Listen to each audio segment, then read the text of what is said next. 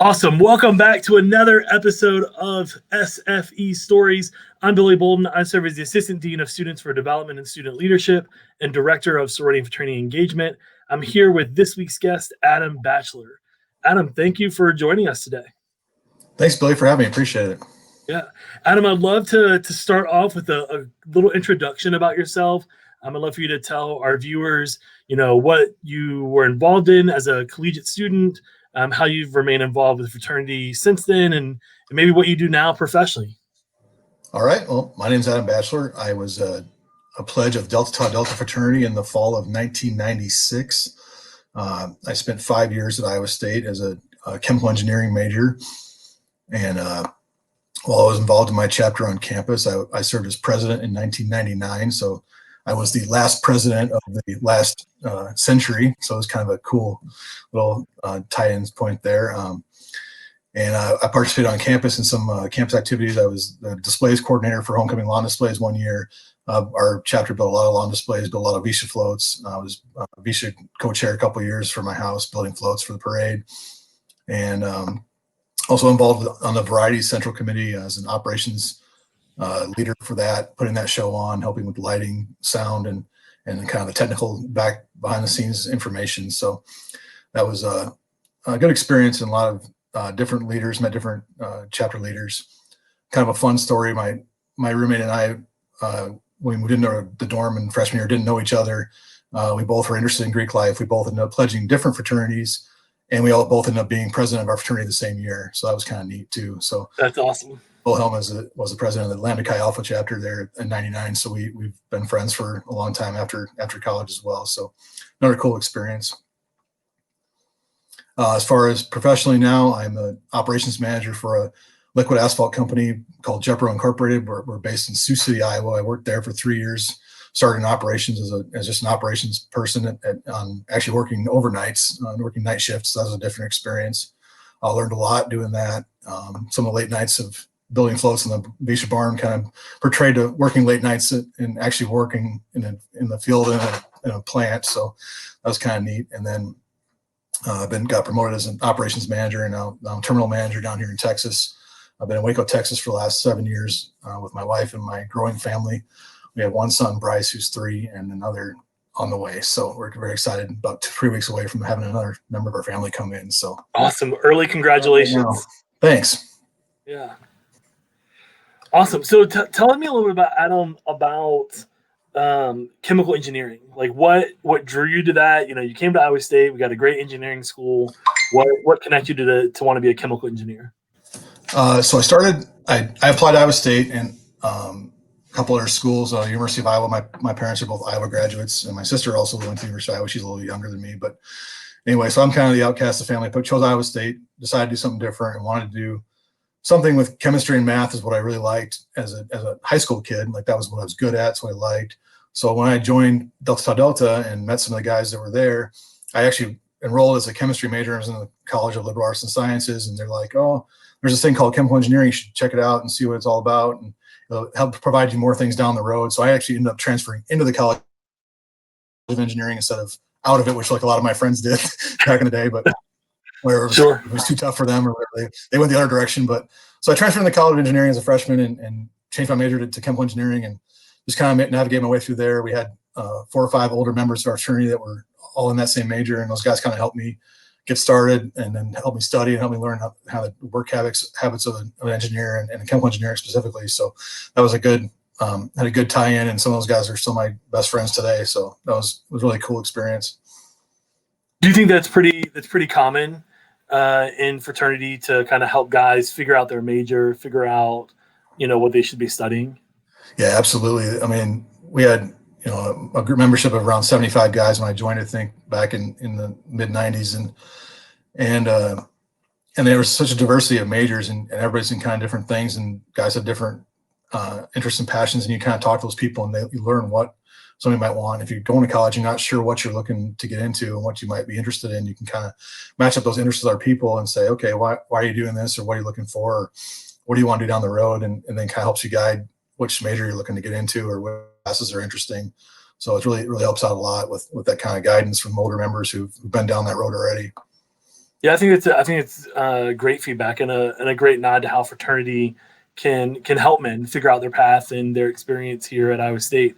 I know we Absolutely. think often a lot. We think about the alumni network, right? And we think about like, oh, after you graduate, like there's this Sure. great national network of alumni. You know, you'll get connected with somebody. I'm sure somebody will Right. help you out with an interview or something like that. But I think taking a step back to just the collegiate experience of, hey, you know what? You're not really sure what you want to do, talk to your fraternity brothers about it, right? Yeah. They're going to help you figure out something that matches with your skill Right. set. And then obviously that when you're looking for jobs and opportunities, even if it's not something in your own fraternity, the fraternity system itself, the fraternity and sorority system at Iowa State, so such a vast different people.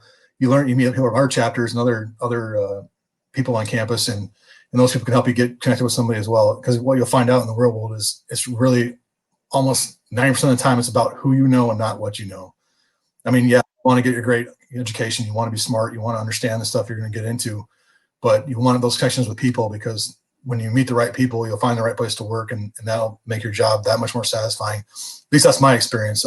I've worked with great people for the last decade, and I couldn't imagine working anywhere else. And this company's treated us amazing, and it was about those people connections that help you get into it. Now, mine didn't necessarily come from fraternity; it came from people locally from my hometown. But that same thing, you want to meet those friends, meet people, and understand those connections will help you down the line get to where you want to be, or get to where you want to go. Absolutely, absolutely. I know. You know, I actually came to Iowa State because of the network of people. So I grew up in Virginia. I was working at Florida State before I came here, and had some plans to stick around at Florida State for a while. But Sure. pretty regularly, I would get a phone call from somebody that says, "Bill, you got to look at this job at Iowa State. You got to look at this job at Iowa State." And I'm like, "I'm not moving to Iowa. Like, I'm not interested in that. Like, when you grew up on the East Coast and you're living in Florida, like, Right. Iowa is not what sounds like appealing, you know." I remember my the Delta chapter president at Florida State when I was there was from Johnson, Iowa, right? So Okay. we would talk about Iowa all the Yeah. time and how much she was so happy to be in Florida. I'm like, there's no way I'm moving to Iowa. Yeah. But enough people in my network, you know, just called me and said, you know what, Bill, I think you're a really good fit. I think you'll really like Iowa State. You'll like Ames. And so I think you're right to that point. And sometimes that network is of people is what encourage you to take that jump and maybe apply for something that you wouldn't normally do. And for Yeah. me, I applied it. You know, I didn't turn back. I was like, "This is perfect. I love this place. It's an incredible community. It's a great place to be." So can't imagine being anywhere else now. But 8 years ago, I was like, "There's no way I'm going to Yeah. Iowa." You learn that same thing I learned when I went to Iowa State, is that Iowa State it's an Iowa State family, and they call it that. You know, Jamie Powell references that a lot in the athletics department. It's a family. It's people, and that's what it's all about. And that's why the coaches have been there so long.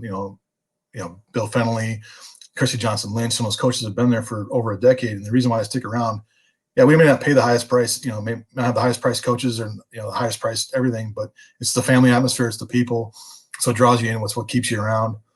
Yeah. It's funny you say Triedelt. I was a Triedelt waiter at Iowa State, so I have a lot of good Triedelt friends, and that's another good group of people to always, not only groups of men, but good groups of women on campus as well. And it's good to mix those groups together and meet lots of good friends and people, and those draw together down the line. So Absolutely. And to your point, you know, I think Ames is such a unique place. I mean, I tell people all the time that Ames has everything you need. Maybe not everything you want, right? You know, you might have to go right, to Des Moines for that. You might have to make a small little trip, but yep, Ames is everything you need. You know, you yep, couldn't be happy here. And people ask me all the time, like, "Oh, where are you going to go next?" And I was like, "To Iowa State," right? Like, yeah, I yeah, don't need to go anywhere next. Like, I'm right, good, right? It's a great place to be in a great community. good So I'm deal. curious on those lines from you, Adam. What maybe is one of your favorite Iowa State memories that you could share with us? Oh man, there's so many. Um, And it can be your favorite memory in this moment at this one time you answer the sure. question. 20 minutes later, Right. you can have a new favorite memory. So Oh, absolutely. Probably just the nights of building Visa floats. I remember that working together as a group of the guys, learning how to weld, learning how to design something, how to build it, how to construct stuff. I mean, I wasn't much of a hands-on kind of guy as a kid. Growing up, my dad wasn't a grease monkey or a garage guy. He didn't do all that stuff. We went and played golf on the weekends, but my grandpa was into some of that stuff. So some of the natural talent kind of came out with some other guys, got me involved in building stuff, building lawn displays, building floats. just that experience, you team up with a sorority and another fraternity for homecoming, and just the sorority for Visha, but you get to meet so many new friends and cross those experiences over, and those late nights and those hours, and just the laughs and the music and just the experience overall through the spring semester, culminating in the parades at the end. And we never won, best float or anything. My 5 years, we tried and tried and tried, never did it. We had more breakdowns than we had probably successful floats, but just that experience overall was so much fun, and just can't imagine doing it any other way. And a lot of those friends are lifetime friends. Now the other co-chairs I worked with from other houses or other members who just put their time and effort into it, we got to know over the time. It was just really a great experience. And I know Visha is not currently there right now, so that experience isn't available for the kids. Hopefully, one day they'll find a way to bring it back, or somehow find a way to resurrect something that's similar. But it was really a great experience, and homecoming does a lot of that as well, and varieties and Greek week, all those experiences where you team up with other people and just get together and try to have a common goal is really important, because you'll get that work. Absolutely. I think that's one of the pieces that I love about this community is just that collaborative spirit, those relationships that we build across chapters. And sometimes people, will criticize a program like Greek Week and say like, oh, it's not really value add for folks. And I feel firmly different. I believe there's an opportunity to build some intentional relationships across chapters. And it's okay to have fun, right? Like we can have fun and enjoy ourselves and have a good experience. And I think about the time and energy that goes into whether it's banners or, lip sync or Yell Like Hell productions or varieties, which took a year off in 2020. I don't know if it'll come back in 2021 or not. I don't know what the future variety is either, but those types of productions, I think there's a lot of value. I forgot about Yell Like Hell. You mentioned that one. That was just, that's such a freshman experience, and it's such a great kickoff to college, and it was so much fun. And I just thought about this. One of my good friends I met through that, her and her husband live in Minocqua, Wisconsin, and they were having some trouble during the COVID shutdown with their tattoo parlor was having some trouble. They weren't allowed to stay open and, trying to make money. And so they put out a fundraiser page, and, I donated some money to her tattoo parlor and to their business, and connected through all of our Greek friends. We all were able to, give them a nice help out and kind of keep them floating up. So I'm excited it's kind of near my wife's hometown. So when we go back next time to visit my wife's family, we're going to try around out there and check out the place. So it's one of those old memories that ties back to something from Iowa State and from Greek life. It's just crazy how things are connected. Absolutely. Now, Adam, are you a tattoo guy? No, I'm not a tattoo guy. I have no tattoos. I have 0 tattoos now, but my wife has none either. But we do, like, one of our favorite TV shows is Ink Master. So it's just kind of fun. Yeah. We enjoy the art of it, but I'm not one who's probably ever going to get one, but that's okay. Yeah. I am similar. I like to consider myself tattoo adjacent. Mm-hmm. Big fan, really cool art. Love to be a part of it. Can't commit. And so I'm just going to sit over here and, celebrate everybody else that chooses to go down that path. No doubt. What about as an alum? What would you say is a memory that sticks out to you very fondly as an alum of the fraternity? I haven't been in a few times, but we do have a national convention that's every 2 years called Carnia for the Delts, and I've attended several of those as an undergraduate and as an alumni. And some old friends and I got together a couple times and went to a couple of those events and got to see some different cities and experience the new undergrads and that experience when I graduated and as an alumni. It's a totally different experience, but it's great. It still brings you back together and kind of reconnects you with the fraternity and with the national organization that it is, and those connections that you can make all across the country with different people. So that was a really neat experience. And then again, like I said, we're moving to Waco and finding out Baylor had a chapter and they needed some alumni help and a volunteer, being able to volunteer as a chapter advisor and get kind of involved with a different chapter who has a totally different way they do things, the way their campus functions, the way the houses function. We have houses, beautiful houses at Iowa State. Actually, the adults have actually torn theirs down and rebuilt a brand new one. I got to see it on Ragbri a couple of years ago. Absolutely gorgeous. The new house they built up there. They're really lucky that they've had such great alumni involvement and fundraising and building that new house for them. And being a part of that was neat. And down here they don't have chapter houses. They're not allowed to in Waco. So they do function as a group off campus and have to get together in a room, and they have to keep all their secret gear for your ceremonies all hidden someplace. That'd be a transition. It's a lot different, without having a house where you can keep all that stuff kind of set up and ready to go. It's trying to keep. It's really about the guys and about the commitment and the group togetherness than it is about just having an actual house. So that's a different experience too. I actually had the opportunity to visit Waco probably 3 or 4 years ago, to work with the Pi Kappa Phi chapter there. Okay. And I actually remember I thought it was actually kind of a cool thing to have whatever the building is. I think they call it Panhellenic on campus, where all the sororities kind of have like a chapter room in the same building. Okay. There's a room in there that a lot of the groups use for ritual, which I thought was kind of cool. That gives them a kind of a private space that's easy to reserve. It's really the only thing that it's used for.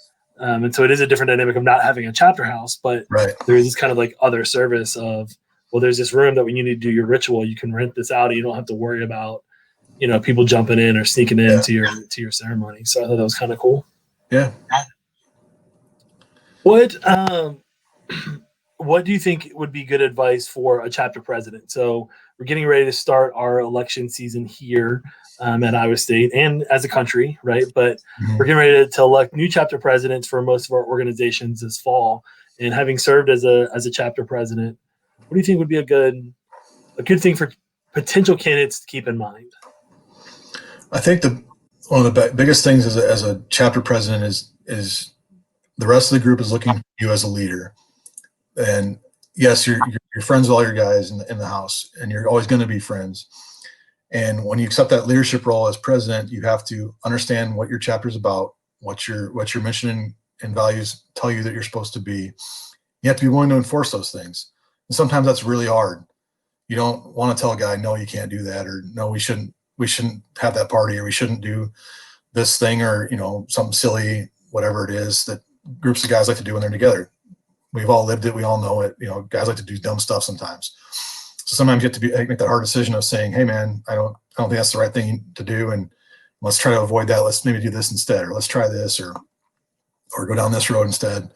And having those tough conversations is hard sometimes. And you have to, but that's what the guys want you to do. They want you as a leader, as a president, to guide them based on the values and missions of your fraternity and how it's built and what plans you have as an executive committee for that chapter for that year. Do you want to do a bunch of stuff involved on campus? Do you want to do a bunch of stuff involved internally with the fraternity? And do you want to, fundraise for a charity? What missions and values do you guys have? And then set those goals and go try to meet them and try to get everybody else in the chapter on board for that mission. And that's tough to do sometimes. Some guys all they want to do is party, and you're gonna have to, help them guys have a good time too, but try to rope everybody into the mission and values of what you're trying to do as a fraternity. Absolutely. I think it's such good advice. And when I think about the fraternity experience, I think a lot of times we forget that the men in our organization, and I think it's probably the same for women in sororities, that we want to be held accountable. It's not that we just want a free-for-all, but when we set these shared standards, we want to be held accountable to these things. And, I may slip up, I may step out of what I'm supposed to be doing, but I'm incredibly thankful when somebody catches me, right? And accountability doesn't always mean like you let me do the bad thing and now you're having this hearing to decide, what my punishment should be. Accountability is along the way, and accountability is like, hey, Billy, don't do that. Stop, right? Like we don't need to do that. Like let's go home, right? Like how can we keep each other out of trouble along the way? I think that's a big piece of it. Yeah. And I think it ties into our academics as well, right? We want to, make sure we're studying and doing the things that we're supposed to be doing. So, if people are trying to go out on a Wednesday night and I got a test, I look for a fraternity brother to tell everybody else, like, leave Billy alone. Like he's got to study, right? Let him study. Y'all go have fun. Right. Y'all's exams were last week's, but this is Billy's this week. And so leave him alone, let him do that. And I think that accountability piece is really important for our chapter presidents not to forget, and to think of ways to continue to help reinforce that ideology with our members on and on throughout the experience. And one other thing I would say too is you're the president, but you don't have to do everything. Get your exec board, sign their duties, have them understand what they're doing for you and and help them get their jobs done, it makes your job a ton easier. If you try to do everything as a president, you're going to burn yourself out and you're going to have terrible grades. Yeah. Yep. Like you're going to try to do everything and try to be the hero. You don't have to be the hero. You just have to be a leader of the group of men that you've put in charge, and then hold those guys and make them do their jobs, and your job will be that much easier. That's what I found as a leader in work too. Now it's like I have a sign on the door. It says, I think it says something about, being a good boss, hiring the right people and watching them do great work. That's what you want to do as a president. You want to get the right people in the right jobs and then watch them do great things. And so I kind of think it's good for young guys to think about that. You don't have to do it all yourself, and don't try, because you're gonna be tired. But it's funny because every spring I'll see 5 or 6 chapters. I'm like, oh wow, that's a really good president. Look at how much progress that chapter is making. And then in September, I found out who was actually a really good chapter president, who wasn't. Because in September, the guys that did all the work all spring, they're so exhausted and so tired they don't want to do any more work. Right. The guys that delegated and created this chapter culture and kind of helped everybody be involved in that way, they're still flourishing in the fall all the way through the semester. So September is kind of like the reality check month for us to know who's doing a really great job as chapter president, maybe who did a little bit too much that first semester they were in office. Sure. So I had a question and I forgot it. So we'll skip that question and move on to it. So you shared that you've got a son, you've got another kid on the way. Mm-hmm. I'm curious about your outlook for them and for them joining sororities and fraternities here in 15, 18 years. What do you hope the sorority and fraternity experience will be able to offer to them? I hope it's kind of similar things to what it offered me. I know when I left high school, I left a school where not a lot of kids from my high school were going to college, or going to 4-year colleges. At least they were going to local community colleges, or going to a 2-year school, or doing something, or going straight to work. And so I needed to make friends, find people that had common interests. And during the rush process that Iowa State offered in the summertime, where you got to meet different groups and go to some events. And I played a lot of sports in high school. I could have tried to walk onto a sports program at Iowa State, but I probably wasn't going to make it. So I wanted a group that liked to play intramural sports, like to do. And I didn't party in high school at all. That wasn't my scene, but I learned how to party through fraternity and sorority life too, but sure, in a responsible way. And not, we had a lot of fun. We had a lot of fun. Trust me. And I hope in the future have a lot of fun too. That's what college is all about: having a great time, meeting good friends, doing fun things. But looking in the future, that the fraternity story still provide that experience of meeting friends and meeting lifetime friends. Not coming from a large family, my wife comes from a humongous family, so she has tons of family, people that are in her corner, back her up, and that's the same thing with coming from a small family. You want to make friends, you want to meet people that are in your corner, you're going to be on your side and be your people for the rest of your life. And some of my best friends to this day are my fraternity brothers, and we get together several times a year for whether it's tailgates for Iowa State football.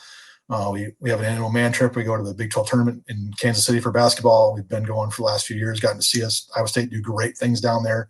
And it's made it even more fun because we've gone on Thursday and lost and sat there all weekend and drank beer and ate wings and watched other teams have fun. And so the last few years with our team doing really well and having great players, it's been a lot of fun. So hopefully that tradition will continue. A lot of us now have small children, so that's going to change the experience from go there and sit at the bar all weekend to go and maybe go to the zoo or go these places and watch the basketball games at night. But that's how life evolves and changes. But again, it's just when they go to college, I hope that they look at it, and if they are looking to make friends and meet a group of people that have a shared common vision. My dad was a fraternity member at the University of Iowa. He was a Sigma Phi Epsilon. I didn't join Sigma Phi Epsilon at Iowa State. I didn't really even rush that chapter. They were in that legacy part of it didn't really come into effect for me. Would I want them to be delts? Sure, but I want them to find the right group of guys in that time. The delts may not be guys they want to be friends with. So, yeah, a lot of the fraternities have similar missions and values. Like they're all different words, but a lot of them are on the same page of meet the right group of guys, the right group of friends, and then make sure that mission matches what you're looking for. And it shouldn't be too hard to find the right place to be. Absolutely. I think that the sense of belonging is critical. Everything we know about college students, but also people in general, is when you feel like you belong, in that space, in that environment, whatever it may be, Mhm. you're going to be more engaged and you're going to produce higher results. Yep. And so I think it's critical that as students are considering different sorting and training options, that they're really thinking about like, hey, where do I really fit in? Where can I be myself? Where can I be the person I want to be? Right. And less about like whatever image or, ideology they put up to think they have to be. It's like, who are you really? Who do you really Right. want to be? And find the place that allows you to do that. So Absolutely. great advice. Well, Adam, that is really our time. Like, it's hard to believe that we've kind of almost hit this 30-minute mark already. So Yeah. I do love to end every one of these conversations with the same 3 questions. And so I want to make sure that you get those Sounds good. because we'd love to hear from you on that. So the first one is just to share with us a motto, a creed, an anthem, piece of poetry, something from Delta Tau Delta education and knowledge that helps guide your life today. Okay. So at the end of one of our documents we have, and it's kind of comes across in every one of the DELTS things, is called Committed to Lives of Excellence. And that's just something I've always lived by, and something not only came from DELTS, but from my family. It was just make sure what you're doing is a commitment to doing it and doing it excellently. Do it great. I don't do anything half-assed for the sake. If I'm going to do something, I'm going to do it all the way. And that's what I want to teach my kids is that when if you're going to sign up for a sport or a music or whatever it may be, or a group, you're going to see that whatever you signed up for through to the end, whether you like it or not. If you hate it in the middle, I'm sorry you hate it, and we know you don't like it anymore. But you're going to finish it. So, and committed to lives of excellence. So you're going to do what you want, sign up for what you want to do what you want to do, and do it excellently. And that's all you can ask for. And if you do that, I think people will be satisfied with who you are as a person and the production of work and other volunteerisms that you do on the back end. So that's the one thing I always think about when I'm doing stuff is committed to lives of excellence. I love that. And I love that it was a family value, something that you were already aware of and committed to growing up, and that the fraternity helped reinforce that same message that you have been brought up with. I think that goes to your point about finding a place where you belong, right? And fitting with the right friend group in that space. Cool. So another kind of fun question. It can be, more serious if you want to, or you can take it totally fun, but curious about maybe 2 things that you're either reading or watching. So that could be on TV. It could be a book you're reading, maybe even a podcast that you want to recommend. Okay. Unfortunately, I'm not a big reader, and not just basically a huge sports fan. I'm watching a lot of happy to have live sports back in our life. Hopefully we'll get to go to games again soon. Yes. But as far as reading and listening things, I do read a lot of Twitter and Facebook and some of that stuff, but more about when you're reading stuff like that, when your friends are posting things or stuff, read what they're writing about them and their family, and just respond and interact with people that you care about. The reason why you're on these platforms is because you're interested in what your friends and people that you know are doing, and respond in a respectful way and use that as a positive community versus what just seems to be right now with social media, is that everything is so negative. I got to get on this and tell this person how terrible they are at this, or that their idea is so stupid. There's no dumb ideas. There's great ideas everywhere. Read about them, interact with them. And if it's something you don't agree with, move on to something else. Just leave it alone. It's not necessary to constantly go back and forth with a negative attitude about stuff. Get a positive attitude, progress with what you want, and read those things about people. So many people are struggling and they just want you to say, hey, I'm thinking about you. So recognize those things when you're reading stuff, and reach out to those people and be part of their lives and be their friend. That's what they want, my opinion. Yeah, I think that's such great advice, and to understand that there's different perspectives out there, and Yep. it's not sometimes it's not even about like arguing with somebody. It's just understanding that somebody has a different perspective That's right. than you, and try to see it from their way for a minute. Mm-hmm. And I think you'll go through the world a better person if you can do that. I think that's great advice. Since you shared sports fan, I mean, yes, I agree. I'm a big sports fan. I also enjoy to watch the Cyclones whenever possible. But Yep. I did recently just finish watching Michael Jordan's documentary, The Last Dance. Oh yeah, me too. Loved it.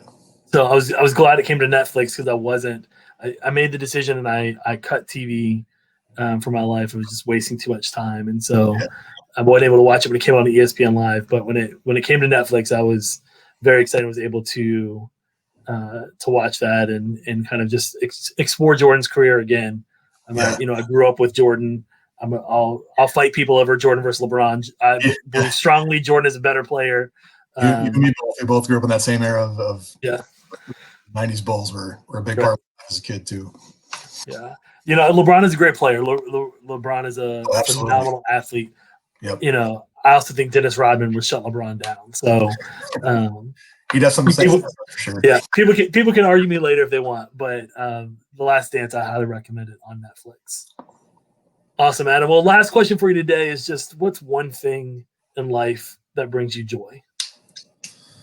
Man, so many things, but right. I mean, I guess right now the thing I'm most focused on is my little guy and little guy number 2 coming on the way. So we went yesterday to the putting green and did some putting, and he's only 2, and he understands the game of golf. And my dad took me golfing as a kid, and I look forward to taking him golfing and helping him learn the experience and kind of that kind of thing. So playing golf and just spending time with my little guys is what's making me happy right now. So. And we love to hear that. Kind of in around it. So all the congratulations to you and your family, and thanks. Healthy baby and all those good things. We're excited for you to have another cyclone in the mix. Sounds good. Yeah. Awesome, Adam. Well, thank you for joining us today. Thank you for spending time with us and sharing some of your story and your perspective. I know it will help guide some of our students today, and I'm sure some of our alums will be excited to hear from you and see your message. All right, appreciate it. Thanks for having me on. It was my pleasure to do this, and I hope all the kids at Iowa State are doing great and get through this COVID year, and we'll move on to having some more fun in the future.